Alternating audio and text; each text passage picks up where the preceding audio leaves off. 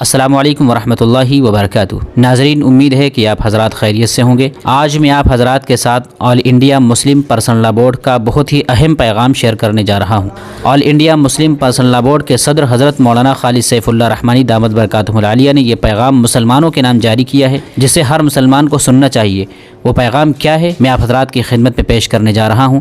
اس سے پہلے آپ سے گزارش ہے کہ ویڈیو کو لائک کر دیں، چینل کو سبسکرائب بھی کر دیں۔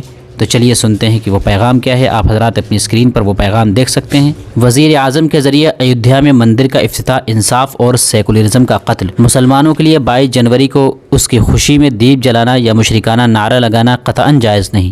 حضرت مولانا خالد سیف اللہ رحمانی صدر All India Muslim Personal Law Board نے اپنے پریس نوٹ میں کہا ہے کہ کائنات اور اس کے پیدا کرنے والے کے بارے میں اسلام کا تصور بالکل واضح ہے، اور وہ یہ ہے کہ ایک ہی خدا ہے جس نے اس کائنات کو اور اس کی تمام چیزوں کو پیدا کیا ہے۔ وہی روزی دیتا ہے، وہی علم عطا کرتا ہے، وہی انسان کو عزت سے نوازتا ہے، اور وہی زندگی اور موت کے فیصلے کرتا ہے۔ ایسا نہیں ہے کہ مختلف خدا مل کر کائنات کا انتظام سنبھالتے ہوں، کوئی شکشا کا خدا ہو، کوئی روزی کا، کوئی طاقت کا، اور کوئی زندگی اور موت کا۔ یہ مسلمانوں کا بنیادی عقیدہ ہے۔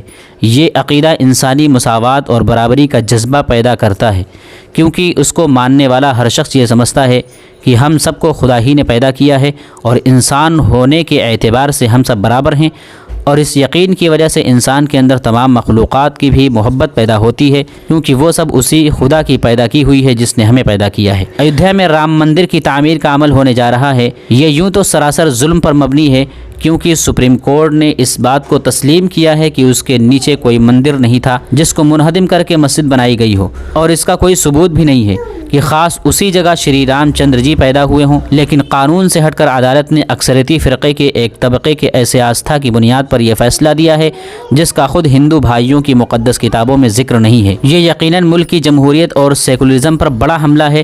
اس لیے اگرچہ مسلمانوں نے سپریم کورٹ کا احترام کرتے ہوئے اس فیصلے پر خاموشی اختیار کی ہے، مگر اس فیصلے نے ان کے دلوں کو مجروح کیا ہے۔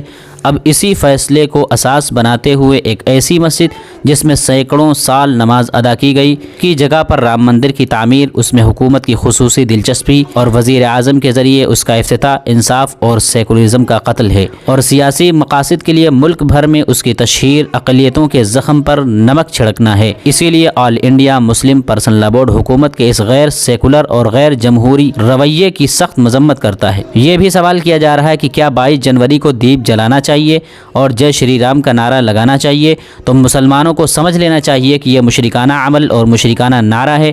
اگر ہندو بھائی مندر کی تعمیر کی خوشی میں دیپ جلائیں تو ہمیں اس پر اعتراض نہیں، لیکن مسلمانوں کے لیے ہرگز اس عمل میں شرکت جائز نہیں ہے۔ اسلام نے تمام مذہبی مقدس شخصیتوں کا احترام کرنے کو کہا ہے۔ ہم شری رام جی کے بشمول ہندو مقدس شخصیتوں کا بھی احترام کرتے ہیں، لیکن ہم ان کو خدا نہیں مانتے۔ مسلمان صرف اللہ کی توحید اور کبریائی کا نعرہ لگاتا ہے، کسی اور شخصیت کا نہیں۔ اس لیے مسلمانوں کو اس سے پوری احتیاط برتنی چاہیے اور ہرگز ایسے عمل کا ارتکاب نہیں کرنا چاہیے۔